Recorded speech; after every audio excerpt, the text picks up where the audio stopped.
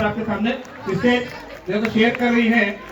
एक हाथी एक राजा एक रानी के बगैर, एक हाथी एक राजा एक रानी के बगैर, नींद बच्चों को नहीं आती कहानी के बगैर। इस बच्ची का जोरदार तालियां।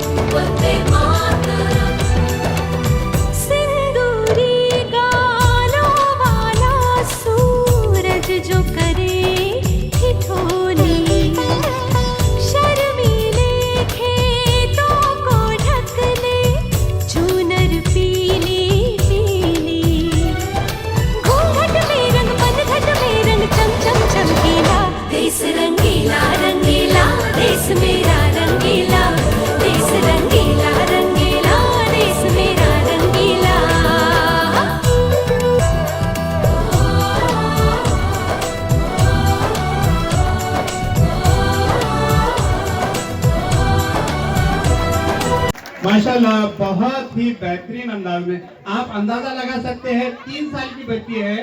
जिस उम्र में हम घर से बाहर भी नहीं निकल पाते, उस उम्र में आज के बच्चे जो है क्या जो है तो आपके सामने खेल दिखा रहे हैं। बहुत बेहतरीन अंदाज में इस बच्चे ने यहाँ पर अपना एक पेश किया है।